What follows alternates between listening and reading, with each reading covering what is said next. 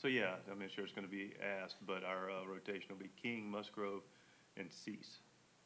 So may the questions begin. Why that particular order? We picked them out of a hat.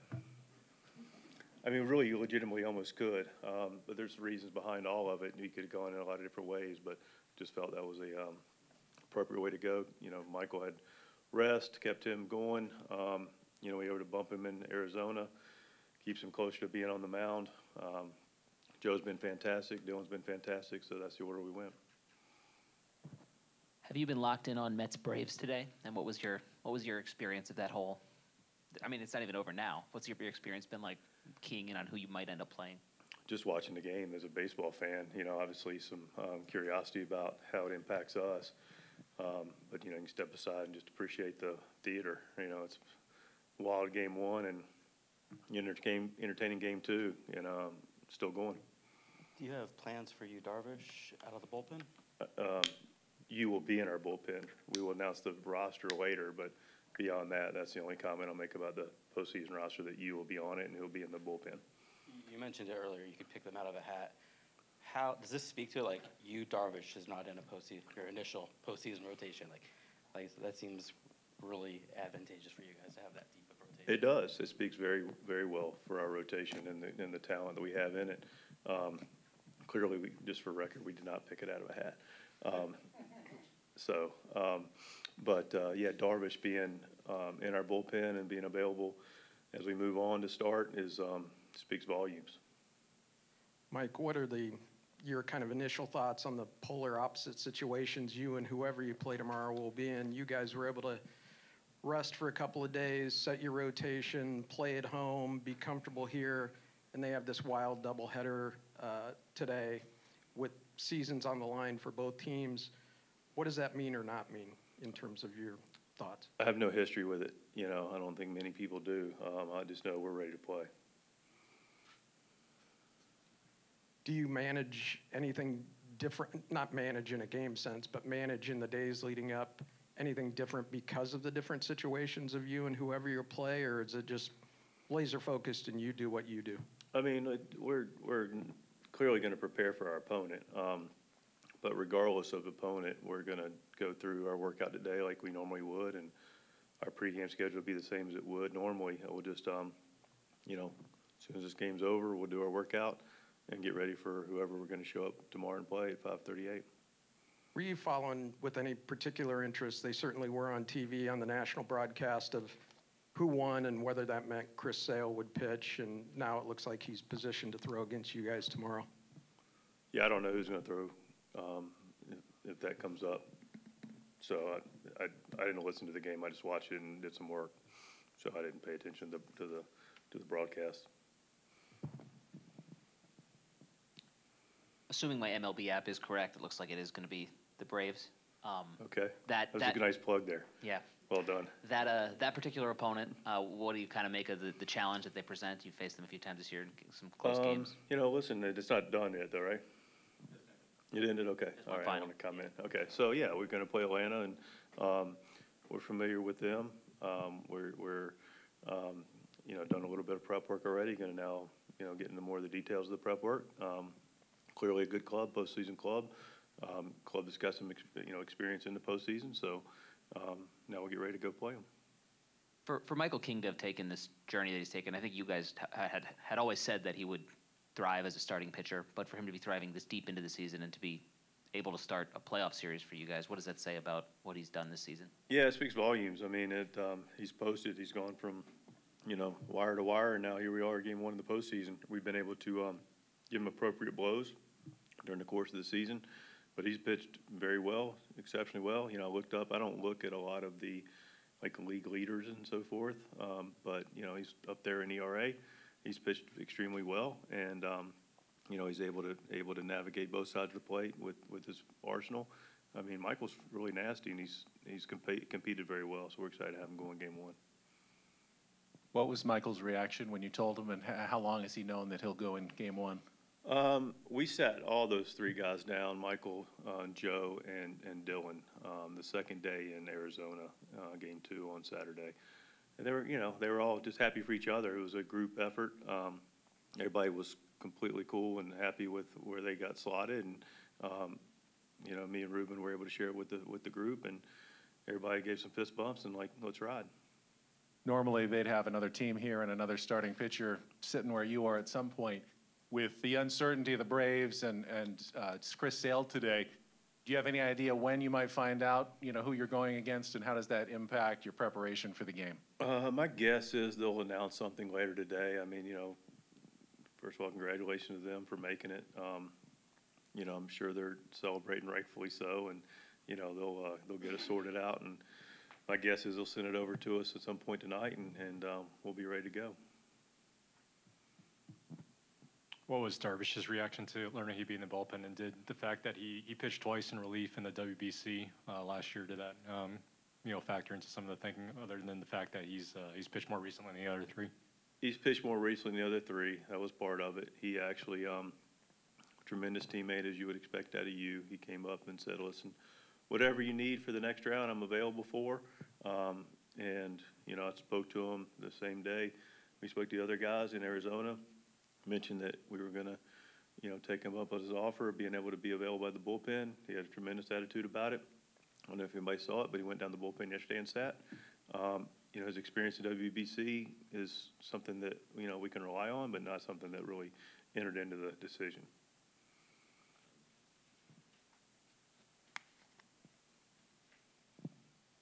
What is the thinking with using him? I mean, you have a lot of very capable relievers down there.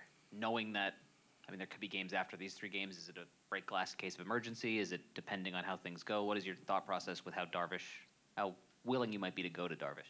We do have a good bullpen. We have guys that have, clearly been in roles that have done it for us all year, and guys we've acquired have done it for us, most of the second half. So we will stay consistent with those roles.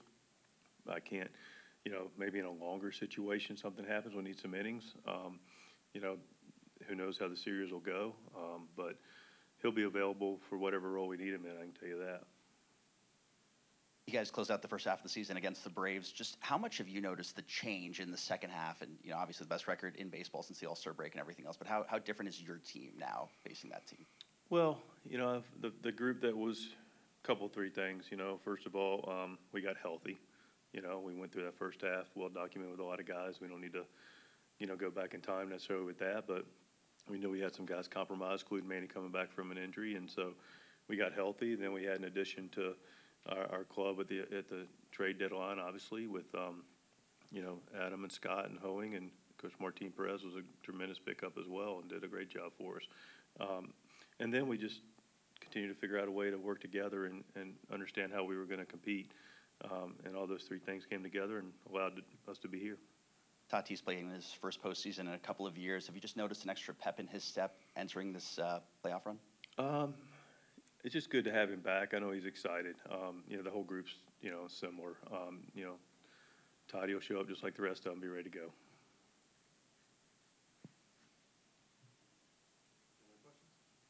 Yes, ma'am. Mike, how meaningful is this moment for you to be back in the playoffs, given your journey here after your departure from St. Louis? Yeah, it means a lot. It's not clearly, as you would expect me to say, maybe it's not about me. It's about this group. It's about this organization. It's about, being able to celebrate with this group. Honor Mr. Seidler. Honor Peter. We're still in the first stages of what we, expect to accomplish. But personally, it's nice to. I'm grateful for the organization, AJ, to give me an opportunity to do it again, and it's good to be back in familiar area. Feels great. I was definitely happy when Shildt told me, and it's just another opportunity to go out there and prove ourselves as Padres. And with this staff, how we performed the whole year, it definitely feels like an honor. But I also know that we have a bunch of guys that are going to dominate right behind me. So it's definitely a fun time to get that call from Shildt, but we obviously got work to do. Was there any level of surprise given that there is Dylan Cease and Joe Musgrove and I'm sure it's the 7th game of the World Series that kids dream about, but to start the opener of a playoff, how much of a fulfillment of a dream is that? Yeah, I think it definitely lined up just because I was supposed to go on Sunday, that last game of the season, and then getting bumped makes it so that we're all on kind of normal-ish rest. But, I mean, yeah, they're studs that could also have gone game one. So it feels really good, and I'm very excited for that opportunity. I think Mike said you learned Saturday. At that time, there were 3 possible teams you could face. Then, as of like 20 minutes ago, there were 2. Now it's the Braves. How have you gone about prepping for who you might face? And now that it's the Braves, what do you make of what that challenge is? Yeah, wild day today. I did the first 4 hitters of all 3 lineups in preparation. I basically had all the Diamondbacks just in case I was pitching that Sunday. But then I had the first 4 guys because I didn't want it to be a mad scramble to get all 9 in. And there's also a chance that we end up facing the other team that we don't play. So I got a little head up in that game. But it's going to be a good battle. I know the Braves just went through a crazy day, and we're hoping to give them a little bit more craziness. Can you go a little more into that? Like when you say you prep for each guy, like how much time and effort is doing that much more than what you maybe normally would have done? Yeah. It's not as much more as you think. I was just asked by one of my teammates the other day what I do in my free time, and watch baseball was my answer. So I already had some notes on a lot of the guys. Obviously, I faced the Mets earlier. I didn't face the Braves. Faced the Diamondbacks earlier, so I had some previous notes on them. So my focus was more on the Braves, just because I hadn't faced them this year. And then it's fun for me. I get to watch their approach against all different pitchers and different situations, and hopefully execute when I'm out there. It's kind of generic one that we've asked you in different ways throughout the season, but now that you've completed the regular season, like what was the biggest key to making that transition into a full-time starter and to making it work as well as it has? I think a couple things. Routine was definitely one of them. As a reliever, you couldn't get on a routine really. You had to be ready every day. So being able to make those adjustments throughout the week were huge, but also being in the weight room and in the training room and making sure that I was healthy every 5th day was a big one. But then mid-game, it's really just finding the soft contact. That's been a huge thing of mine that I had to learn how to even scout for. As a reliever, I just wanted to go for swing and miss. And if I walked you, I walked you. I wasn't going to walk 4 guys in the inning. So I was just going to go for as much swing and miss as I could. Obviously, as a starter, you want to be able to provide length to the team. And if you go out and go after swing and miss every pitch, you're never going to go deep into games. Michael, the Braves just won, so they obviously are doing something other than announcing their starter, who you'll face. But I think most people would be surprised if it's not Chris Sale at this point. What would that matchup mean? I know you're worrying about your own day, but they're bringing clearly maybe the favorite for the Cy Young Award on the other side in the dugout. Yeah, I'd say definitely the favorite. He's an ultimate competitor. I remember watching him growing up, all throughout college. It is something that, as the opposing pitcher, I don't actually have to face him. So it's never been something that I've really focused on. I also have a ton of confidence in our hitters and our lineup, and I know how we grind through at-bats. And coming off a couple days off, coming off a really crazy road trip and the day before, I'm hoping that plays into our advantage. But I still have a ton of confidence, whether we're facing the Cy Young or anybody else. Michael, in the context of this being your first season as a full-time starter, you set very lofty goals back in spring training about the innings number. You came very close to the 180 you set. In the context of the trade in the winter, setting those goals, getting through this season first time as a full-time starting pitcher, what does this mean to you to get a game one start for this caliber of team in the postseason?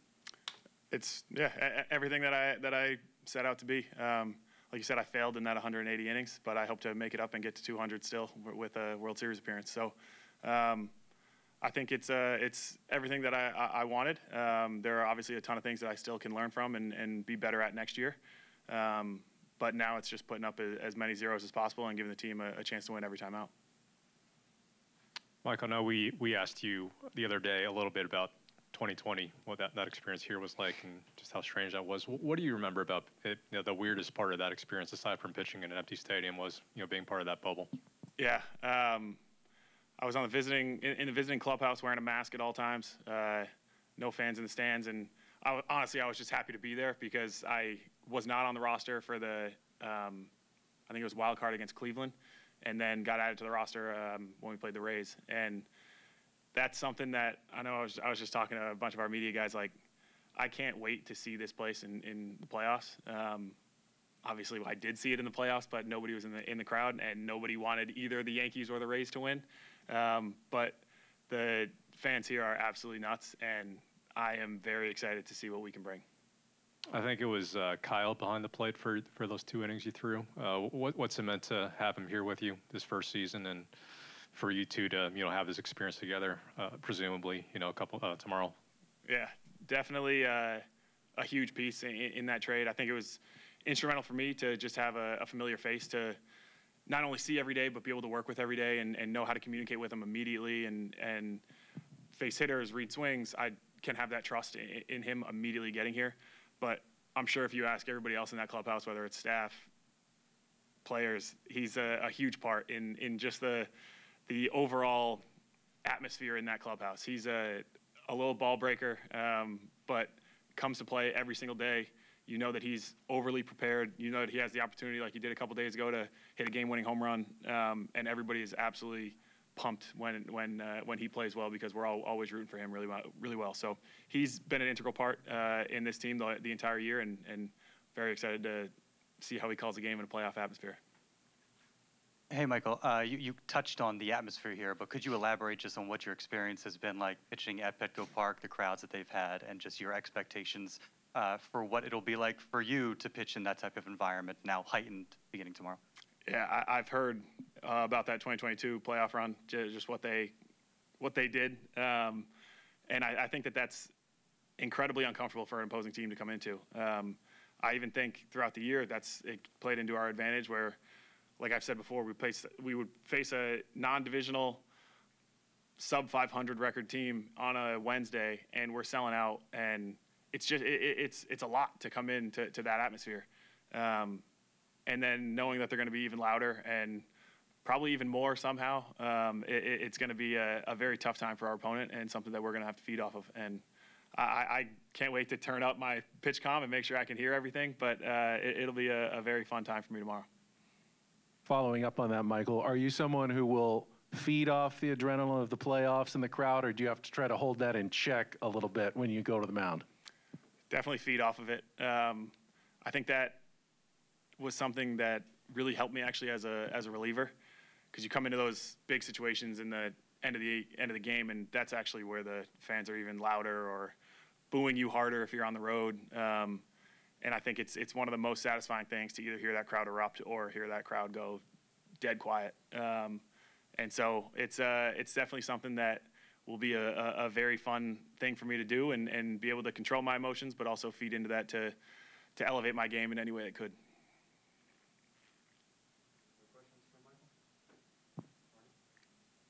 Michael, do you feel like you guys have somewhat been in playoff mode since the Astros series here at Petco Park a few weeks back? Definitely. We had a bunch of off days, which were great throughout September, but we also played a bunch of playoff teams and played them very well. I think that the crowd atmosphere plays into that, or it felt like a playoff atmosphere, but then also the opponent that you're playing is something to really go after. And because we were never fully comfortable in our wild card spot, we were obviously still going after the division at the time. We knew that every loss was almost devastating. So as we were going out there, we had to win every series and play it like it's a win or go home. And I'm very excited to say that we were able to get to this point. Yeah, definitely watching some good baseball. I mean, October started for sure, right? Huh? What a game, that first one. I didn't see much of the second one, but yeah, man, just ready for whoever was going to be. This is what baseball's made up.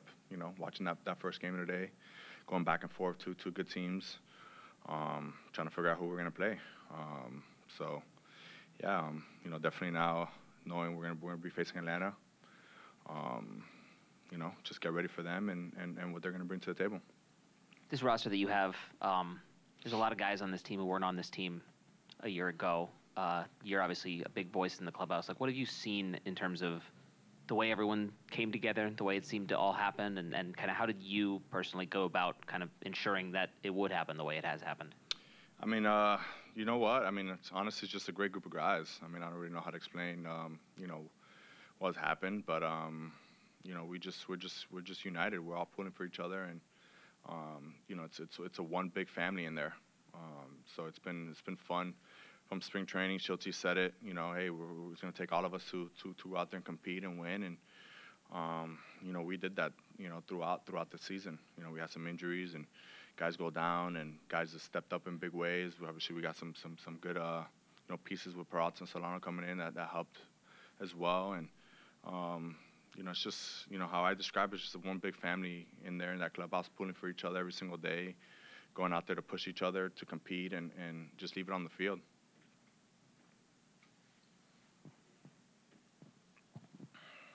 Manny, Michael King mentioned that he hoped the crazy day and road trip the Braves had played to your advantage. Do you think, given the time of the year and what they're facing in terms of getting here, is that an advantage in your mind? Yeah, for sure. Obviously, playing a doubleheader today, definitely doesn't help them and benefits us in a way. But at the end of the day, it's postseason baseball. Once that game starts, once those lights turn on, and both teams are going to be competing. Yeah, do we have the edge today? Absolutely. But who knows tomorrow at 5 o'clock? They're a good team, and we can't let up. We got to go out there and take care of our business and keep playing how we've been playing baseball. But I think postseason baseball, you can never take anything for granted. You just got to go out there and compete, play, and be ready for whatever. I know they are, and so will we. Manny, I don't think you've ever faced Michael King in your career. What did you know about him when the trade went down over the offseason, and what's the number one thing you've learned since? Yeah, yes, saw him last year when we faced the Yankees. Obviously, he was in the bullpen at the time. And then obviously, with the talks going on with the trade, we all knew, he wanted to be one of the main pieces. He wanted to start. Definitely knew his arsenal. But what I've learned so far from him this year is, man, what a competitor. I don't think, adding him to the staff that we have here with Joe, Darvish, Cease, Ruben, he's fitting well with game planning, man. He goes out there and competes, and he's ready to, he's ready for his opponent.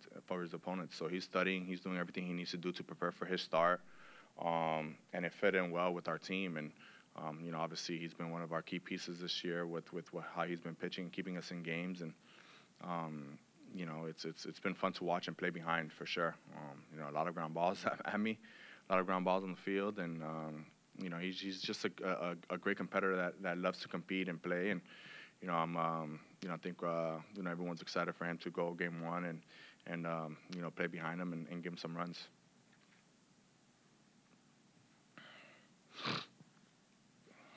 Hi, Manny. Hassan Kim is done for the season, so he will not come back to the team. When you heard the news, what was your reaction? And this might be the time with the Padres is end. How could you describe the time last 4 years with him? Yeah, obviously it sucks the way it happened, and it's part of baseball. Obviously, the injuries, we really can't control.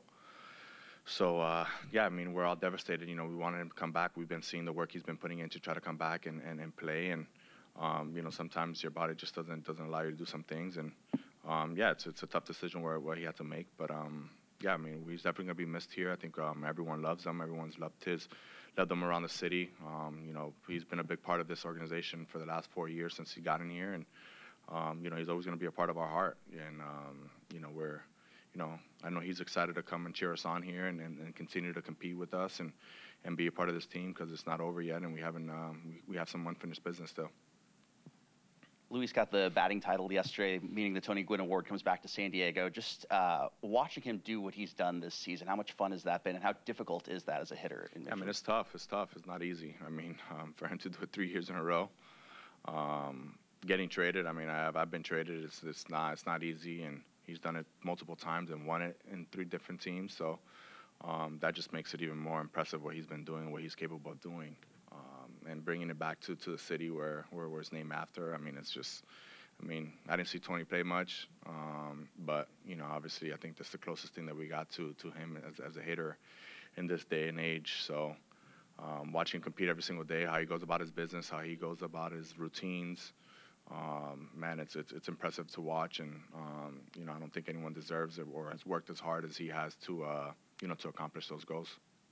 And I'm not sure if you heard the news, but Pete Rose just passed as an infielder in baseball. Just I know he's had quite a legacy, but what has he meant as an impact of somebody maybe you grew up watching? Or yeah, I mean, he's one of the all-time legends for our game, and obviously we're saddened by the news, and our prayers go out there to his family, and but yeah, we lost a great one today, and it's never it's never a good day when you lose one of the greatest who ever played this game. So he's definitely going to be missed.